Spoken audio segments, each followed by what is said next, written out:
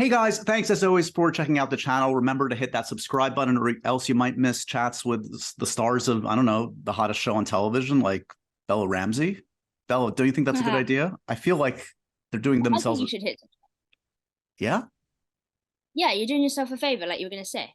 Yeah. Like, I mean, we're doing a service to the audience. We're trying to help people here. Yeah, exactly. That's our only aim is to help. Is to help and provide. Exactly. Please enjoy my chat with Bella Ramsey, star of The Last of Us. Bella, this is really exciting for me. This is one of those shows. This is like my current obsession right now. Um, Cool. and I hope you're feeling the love out there. There's a lot of excitement about this series. Yeah, there's been a lot of love, which is sort of unprecedented, which is a word that I haven't heard used since the COVID-19 outbreak. So it's sort of weird to bring it back, but yeah, it's been a. I think we all hoped the show would go well and that people would like it, but we didn't quite anticipate that the reaction would be like this big and this good. Yeah, you hope you go in with the best of intentions, but as you well know, part of it is that a lot of it's out of your control. Right. Yeah. And as we tape this today, big news. I mean, we saw this coming. We knew this was going to happen, but Yeah. officially, The Last of Us is coming back for season 2. Is it relief, excitement? Did you just hear the news today as well, or did you get a tip? I No, I heard the news earlier this week. But I'm so happy. I sort of anticipated it. Well, I did anticipate. I didn't sort of anticipate. I did anticipate it. But it's really nice to have it solidified and like just to know now that it feels more real. Like to know that I'm going out to Canada again and spending time with some of my best friends, making the show that I really love, yeah, I'm so excited for it. So before we get to The Last of Us, when I started to do my copious research on you, I was like, okay, I wonder if she's done podcasts. And I did a podcast search, and here's what I came up with. Not only I didn't really come up with you on podcasts, but I did come up with the fact that you were kind of sort of hosting a podcast that never happened. What was Oh no. what was not Bella Ramsey? There is a trailer, Bella, for a podcast at the end of 2019, and no evidence of it actually ever happening. Not Bella Ramsey was a bad idea that I had when I was I think it was during I don't know when this was. It was, I will tell you, November 9th, 2019, there is a trailer. And in the irony Oh, of the description is, I think you say even in the trailer, this is a podcast dedicated to people like me who are indecisive. So is this the ultimate indecisive podcast that you weren't able to follow through on? Like you yeah. lived up to the title. Well, I tried to get that taken down. I don't know how to do it. Yeah, this was just a bad idea that I had. I was like, oh, I can make a podcast and just talk about random things. So I made, but I've been waiting for the moment where someone would like find it and ask me about it. You've done it. You, you're the guy. Yeah. Not Bella. Yeah, not Bella Ramsey. I was just because I'm not I'm not really a listener, a consumer of podcasts particularly. And so I thought and that's mostly because like I go on the podcast like charts and I'm like I have no idea what I want to watch to, what I want to listen to. So I was like, Yeah. let me just make one for people like me who don't know what they want to listen to. I don't know. It was a terrible idea, and I never did anything other than the trailer. And yeah, That's I amazing. watched this shoot up the charts now. This Yeah, trailer. exactly. This only the trailer. Just leave it there and make it mysterious. I did Yeah. I did hear like a stat. There's some kind of crazy stat out there where like 90 you're not alone. Like 90% of podcasts like never go past like episode 3. Like a lot of people are like, hey, I'm gonna try it out, and then they're like, oh, this is fucking more work. Like, why am I doing? No, I'm good. Okay, good. Yeah. Well, So you're okay. I'm pleased to be part of that statistic. You've stuck with acting, thankfully for all of Yeah, yeah, us. um yeah. Talk to me a little bit about like what it's been like the last few weeks. So as we tape this, by the time people watch or listen to this, the first 3 episodes will have been out. And so far, people are really receiving it very well, and they're interacting with it. It's kind of become appointment television streaming, whatever we call it nowadays. Like, are you actively engaging with the reception, or like how are you kind of receiving it right now?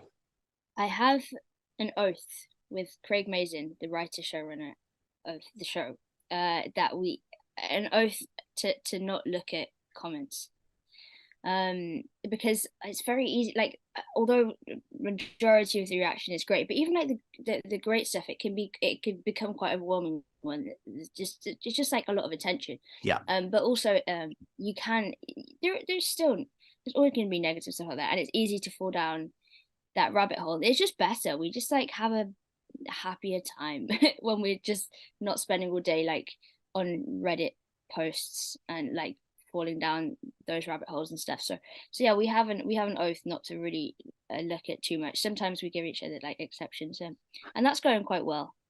I think it's a We smart. did just have to, Yeah, go ahead. yeah, I think so too. We did just have to revise the oath the other day because we both sort of fell down. So we now have the oath number 2, fresh edition. I like how Um, it's not like a simple promise or whatever. Like, oh, we talked to each other about it. It's an oath. It sounds like it was like done in secret, done in the dark with candles lit. Like, what happened? yeah. Do you want to actually know how it happened? We just actually, yes, okay. So we just flown into LA. We'd had like a 16-hour travel day or something from London. This was on the 30th of December, and it was in the car on the way to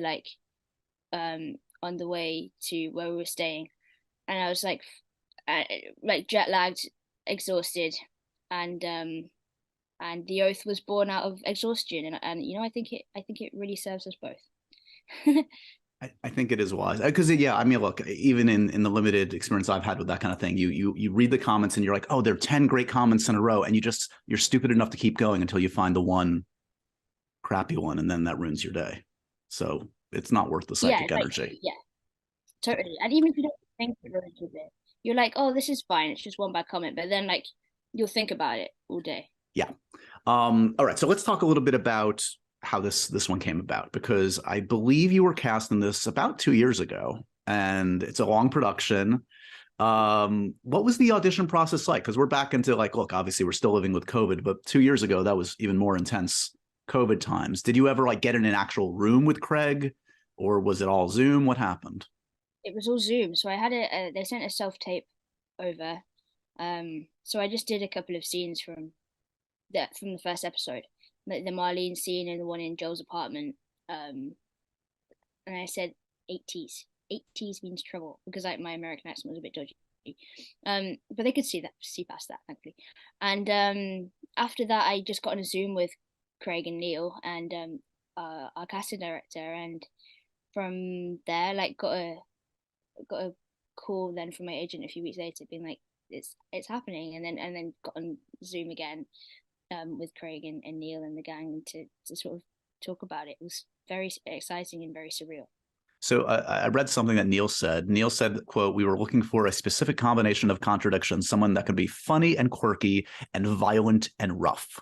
So, so does that dovetail with your skill set? Would you say you have all of those in your toolkit? I mean, apparently so. And I think, I mean, the contradiction thing is cool because the amount of times I've thought in my life, I think Anne Frank maybe said this, like I'm a bundle of contradictions or something, and I felt like that so often. So it's cool to play somebody like that. Yeah, she's at one point she's like that she's the smartest adult in the room, and then she's like a terrified little kid, and I think that contrast is really cool to play. Um, yeah, I mean, I relate to all of the things apart from violent, Sure. but I think I maybe have some like deep embedded violence that can come out in safe spaces, like on set. Okay. Okay. Well, how's that manifest? Is there a specific example you want to cite? Like pounding No. on craft service if they don't have what you want? Like what happens? Yeah, yeah, exactly. I think we should leave it at that. Just Okay. Yeah, let's pounding. leave it mysterious. Yeah. Okay. Okay. Yeah, I So, love craft. I mean, who doesn't? I mean, I've visited a few sets. It's like it's a miracle that, yeah, that I don't gain 100 pounds every time I visit a set. It's, Yeah, yeah, easily done. all of this is for me. What? Right. Um, so Craig has famously said that he asked you and Pedro not to play the game. Oh yeah. So I find it difficult to believe in all these months leading up to it, the months of production, there's not late one night, you're in your hotel room and you're like, you know what? He'll never know. I got to just try it. It would be, it never happened. You haven't played the game still? I actually started playing it like 2 weeks ago. Um, Breakthrough.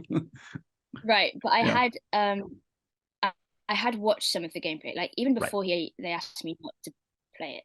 Like before the audition and stuff, I watched some of the gameplay, so I was aware of it and familiar with it, but I'd never actually sat down and like been Joel and Ellie. So But what's the yeah, sensation been like recently playing it? Is it surreal? Are you how do you relate to playing your own character? it's I've not got to the bit where Ellie comes in. I haven't really done it for like a week, but Got it. it's actually not as weird as I thought it would be, and I have it on like the easiest mode, so it's fine. But I do find myself like I think I need to just get on with it because I get in a room and I look at all the details. I'm like, oh, there might be something relevant here, and I'm just like wandering around, and then I end up getting lost because I'd forgotten where like the entrance and the exits are because I've like got so confused walking around in circles looking at all the details of the room. And yeah, I think I just need to like go forwards and get to the point. Well, it is this interesting thing, and look, it's you obviously a lot of folks came to know you through Game of Thrones, and one of the things that is a comparable in these both of these circumstances is that the fan base will know in some ways this world better than the actors, at least at the start, which is a Yeah, strange place to be, where like you encounter fans that like know every single thing about these games, and you're working all of the yeah. scripts, you're working with the material. So is that a I don't know. Is it an odd thing to know? Like you must feel ownership over the character, but they also feel a different kind of ownership. Right. And I totally get that with like the ownership that is felt. And but although I think I prefer the perspective of like nobody like owns Right. anybody. It's just like Ellie is a character that has been like um I have like hugged in my brain, maybe like embraced. It's been like Ellie's been embraced by a lot of people, like embraced by Ashley Johnson, and then people have embraced Ashley Johnson's like iconic version of Ellie, and then now thankfully people like are embracing my version of Ellie as well as like their own personal relationships to Ellie. Like I just feel like it's more of like a collective embrace Yeah. rather than Yeah. ownership. I think it's a nice way of looking at it, and I think it takes away any sort of toxicity that comes with like feeling like a character is yours. And like Yes. yeah, they are yours in that you have an individual relationship with that character that is different from everybody else, but like it's the same character. You're just all experiencing her and them like a different way, and I think that's like a beautiful thing. I think for everyone to be able to like have their own personal experience. Yeah. I wonder if like centuries ago there were like the diehard Shakespeare fans that were like, no, this is my Hamlet. You shouldn't be doing it that way. I had this Hamlet in my brain. It was this Yeah, way. probably. If Reddit had existed back in the days of Shakespeare. Oh my gosh. Yeah, I was gonna say some like Shakespeare shit, but I'm not eloquent enough The term Shakespeare shit, though, should be a hashtag. Um, yet. I think Shakespeare shit. Yeah, nice. let's talk about Pedro, the most charming, annoyingly sweet man on the planet. Yes. This is a beautiful love affair that you guys have. I saw you do a lot of press together, and why wouldn't you? It's a Yeah. fun group. Um, did you guys? How has the relationship evolved? You had a lot of time with him. How is it day one versus where you are? Was there a time that it took to kind of like key into each other's vibe, or what?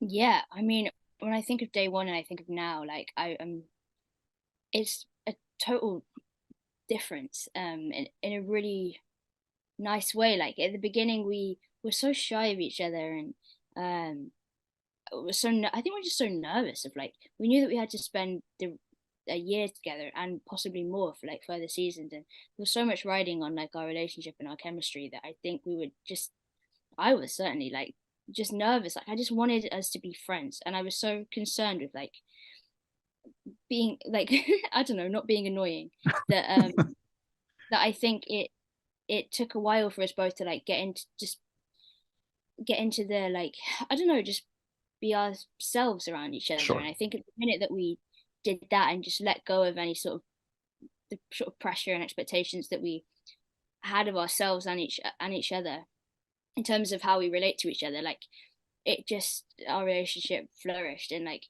we're incredibly comfortable with each other now. But the thing that I had immediately with him was like a feeling of safety. Like Yeah. I knew that I was going to be okay and that we were going to be okay. Because it's just an immediate safety and familiarity, and we instantly got along. I think it took the time, sort of like Ellie and Joel, Sure. to really like relate to each other, I guess, in a way that is, like you said, it is a love affair. It Do really you is. do you relate to each other on a pop culture level? Because Pedro, like myself, is a very old man. Um, who has taught more about pop culture? Have you taught Pedro more about contemporary pop culture? Has he taught you more about what the 90s were like? He's, I mean, he's been trying to educate me on like TV and movies that he loves, and I've not been a very good student, I have to say. I just sort of like nod and say that I'll watch all these things that he wants me to watch, and then I just forget and never get around to it. But I have some things which I definitely will watch. Like we're gonna watch Thelma and Louise at some point together, which will be fun. But I've taught. I don't know what I've taught him, to be honest. I don't really know what I taught him, to be honest. Like Horrid Henry, maybe I introduced him to that, which was, I don't know whether you know about Horrid Henry. I don't. Oh my gosh, I grew up on that show and continue to. Like I had a whole phase shooting The Last of Us where I remembered about it and then like watched it religiously for a week or so. What's the thumbnail description? What's the elevator pitch on the? Oh, it's well, this Horrid Henry. He has a brother called Perfect Peter, who and they're enemies. And I don't know. He just like gets into trouble and doesn't like brushing his teeth and going to school. And Oh, I wanted to be Horrid Henry when I was a kid, and amazing. that's that. He has a gerbil mouse thing. I don't know. It's just the greatest. If you have to watch it and listen to the theme tune, because the theme tune is a real banger. What would you like to recite it for me? Would you like to give me a little taste? Absolutely not. I mean, I could. Like, well, the thing is, there are two, and I've got two in my head, and I'm afraid that I won't do it justice. Fair enough. Okay. Second podcast. We'll Yeah, we'll get you on board for that one. Who do you? yeah. Okay. So Pedro obviously has cornered the market on protecting beloved characters. Who do you think he loves more, you or Grogu? Oh, that's a difficult one. Yeah. I think. Oh goodness. Is it bad that I haven't seen The Mandalorian? No, I mean it's a little surprising, but it's okay. You're busy. I think it's bad. I I mean, so I from an uneducated point of view, I'm completely ignorant to his relationship with Grogu. I know it's special, and I know that he likes to see his baby grow and flourish and become more famous than him as. Than, I really have seen too many of his interviews, but I think I see. You see how I'm like dodging around this question because I'm Because you're afraid of just it. making stuff up because you don't want to say the wrong thing. Yeah, You exactly. should embrace yourself, embrace the character. He loves I Ellie and mean, you more, of course. I think he does. I think he does because, well, I can't really. I mean, watch out for the end of the season. You really see like the love between Ellie and Joel grow, and I think he loves me more than Grogu. Grogu. That's how you say it, right? Grogu. You got that right at least. Yeah, you got the pronunciation. Yeah, good. Baby Yoda. Baby Yoda, Grogu. Why are there two Well, names? because technically it's not Baby Yoda. Yoda is its own character. I mean, if you really want to spend the next half hour for me describing Star Wars to you, I can, but I don't think we want to do that. Okay, okay. I'll just watch it after this. Fair enough. Fair enough. I've got to watch Horrible Harry. Horrid Henry. Hor- that was close. Yeah, Okay. yeah, you're close. Horrible Harry is the knockoff. It's a different thing Horrible Henry. entirely. Yeah, Yeah. exactly. Okay. So I have watched the first 4 episodes. I'm not going to talk about episode 4 because people haven't had a chance to see it. But by the time people listen and watch this, episode 3 is out. Bella, episode 3 is an all-time episode of television. Not just this show. I've watched it twice, and I don't have time to watch anything twice. I'm obsessed with it. Wow. Have you watched the finished product? I mean, this is a special one. I haven't. I'm watching it as it comes out. But I'm terrified for all the feelings I'm going to feel because I've heard phenomenal things and I've seen clips and oh my goodness, I think I'm gonna be broken. And I've Yeah. read this, like I know what happens, and I still think I'm gonna be broken. But yeah, I'm watching it as it comes out, so let's see. Oof. Yeah, I mean, so for those that do or don't know, part of this episode depicts this. It's almost a little bit of a bottle episode, as they call it, in some respects, where it depicts this beautiful, heartbreaking relationship played by Nick Offerman and Murray Bartlett, two great actors. And look, I mean, I think it's going to be a special episode for many reasons, and we've seen many great depictions, obviously, of LGBTQ relationships in TV. It's not like the novelty of that.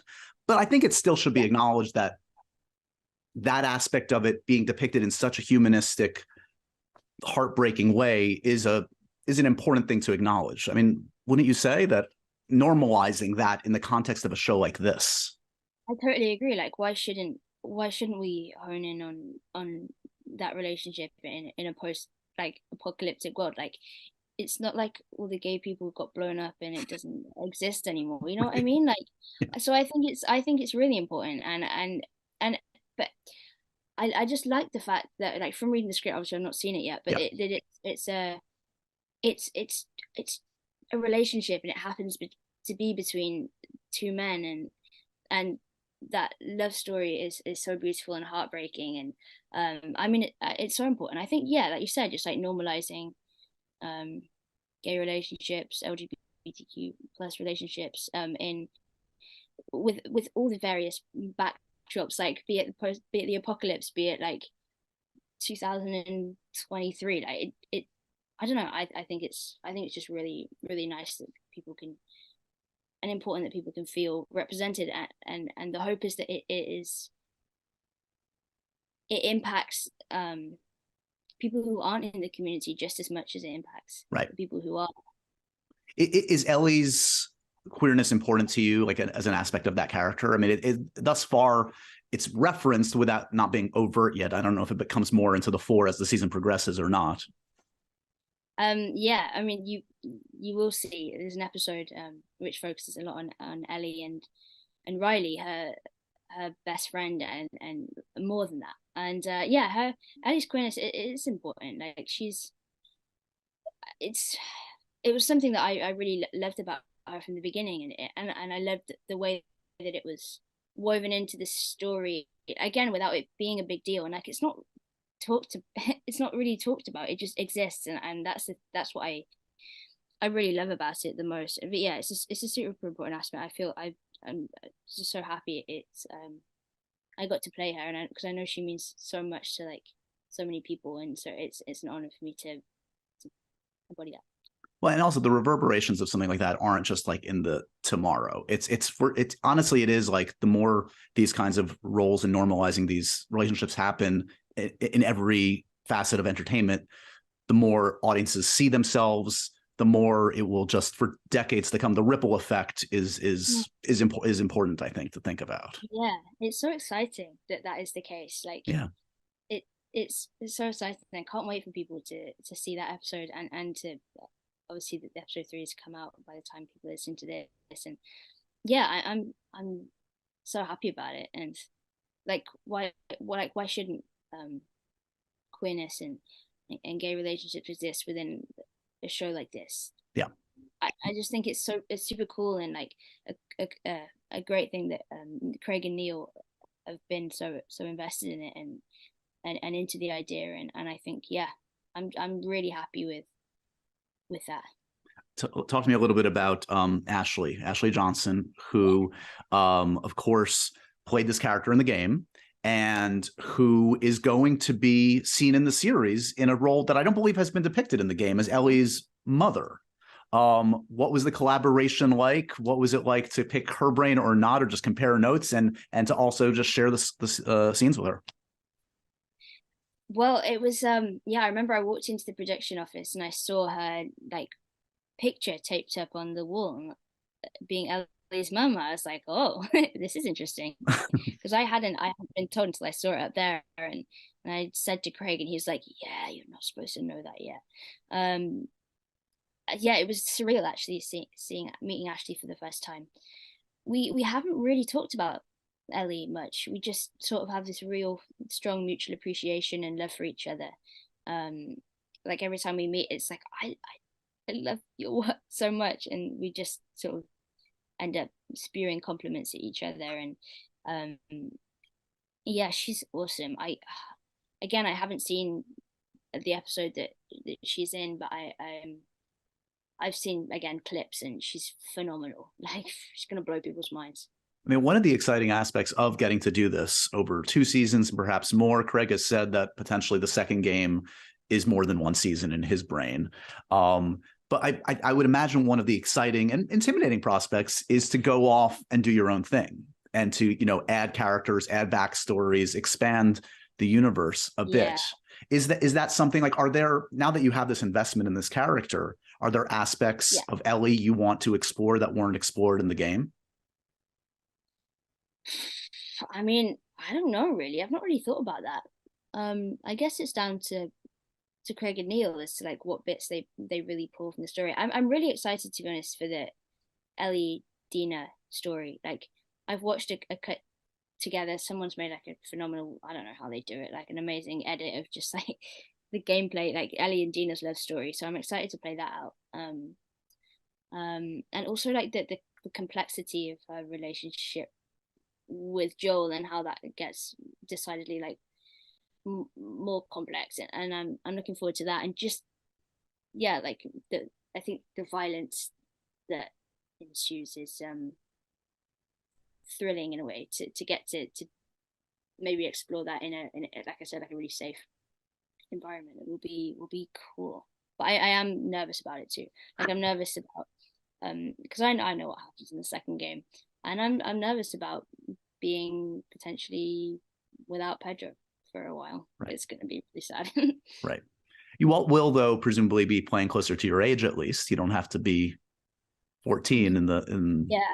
Although people still think I'm 14. Like I got we were in a restaurant the other day, and someone didn't believe, like thought that I was genuinely 14, which is great because I'm meant to be like that for Elliot, and it doesn't bother me at all. But yeah, I'll be 20 probably by the time we shoot that, and I'll be playing 19. Yeah, um so yeah, I will be closer to my age. But yeah, I didn't actually really think about that. Is it true? You've been working on getting your driver's license, or do you have a license by now? Yes. Well, I failed my first test because I pulled out at a roundabout when I wasn't supposed to. I was sitting there for like 5 minutes. I was like, I need to go, but I just got yeah. Anyway, and then I pulled out, and then the examiner slammed on the brakes. And then We'll try this again in a few months.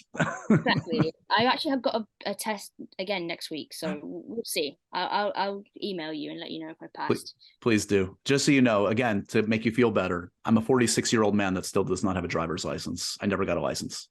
Okay, that does make me feel better. So you have You never 26 years to beat me. Yeah, thanks. You've never had the roundabout stress. It's real. It sounds horrible. It's horrendous. I have to ask you a little bit about Game of Thrones. You were cast in that one, I believe, when you were 11, which is an interesting circumstance because most 11-year-olds are not watching Game of Thrones. You must have been aware of it, but not consuming it. Did that put you in a weird spot at the time or no? Yeah, I guess so. I actually hadn't heard of it. But I was 11, so it totally just wasn't in my world. Yeah, it's weird to me now because I didn't feel that young at the time. You never do. Like you Right. feel super old and like wise and mature. Right. And but now I see 11-year-olds now, and I'm like, wow, I was really small. Um, yeah, so it wasn't really something I was aware of. I soon found out about it. My older sister, she's considerably older than me, and she had watched it with her friends and was sort of educated us on what it was. Yeah. Did you read the books eventually at any point? Did you have any interest, or did you just go off scripts and leave it at that? The books are far too big. No, definitely not. Wait, I'm noticing a consistency. She doesn't play the video games. She doesn't read the books. Are you even reading the scripts, Bella? What work are you actually doing here? I'm reading the scripts 2 times over to make up for the fact that yeah, exactly. I'm gonna get ripped apart for this. The thing is, right, let me try and redeem myself. Okay, make your case. I've not even read the 4th Harry Potter book, Goblet of Fire, because it's because it's very big. I'm like, I don't have the patience, I guess, for it. I don't know. I just got into graphic novels, which are like way easier to like process. Anyway, yeah, so I haven't read Game. Maybe I will at some point. I also haven't really watched all of the show yet, so I need to, I've got so many things that I need to do and not enough time. That's the problem. Watch Thelma and Louise with Pedro. Yeah, Read off Game of Thrones. watch The Mandalorian, play The Last of Us Part 1 and 2. You got a long list of to-dos. Um, Yeah, one of the odd things about, and I came into Game of Thrones remarkably late myself. Like I came in the last season. I was like, I just got to watch this thing. Everybody's talking about it, and I just like binged it and became obsessed at the end. But like I quickly became up to speed on all the quote unquote controversies around the show. It was a show that, as beloved as it was, for some reason seemed to always attract something. Whether it was the ending, they're too dark, the yeah. faithfulness to the books.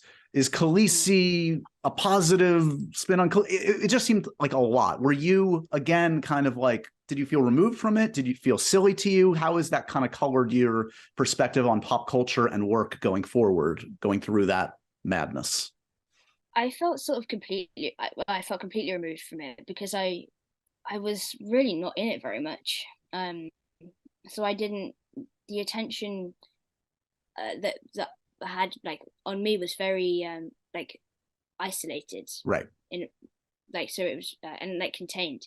um I wasn't really talked about in when it came to like the show as a whole and the specifics of it. I think the one controversy that I was slightly a part of was the coffee cup thing, just because I was in those scenes.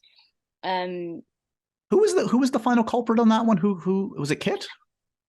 no idea, not a clue. Okay. I sort of I lost track. It's a mystery still to um be uncovered. Yeah. yeah, we'll never know, to be honest. They should have done fingerprint tests. I mean, I guess it was long gone by then, but yeah. Right. Right. One of the great mysteries of life. So one of the also curious things, look, we're talking to you now and you are 19, going to be 20. You've been acting since you were like 3 or something insane like that. And there is this interesting like kind of transition for young actors, kids into adults where like when you're a kid acting, it's a different thing. Wouldn't you agree? Where it's like, you're kind of like, there is performance, of course, and there's craft, but a lot of Yeah. the early stuff is almost being there and being present and just kind of having a natural charisma and charm and whatever you bring to the table. And it becomes less about that, I would think, as you get older, and more about calling upon different skills. I mean, am I off there? Does it feel like you're like you have to kind of like develop new skills as you get older and kind of transition from being a kid to an adult actor?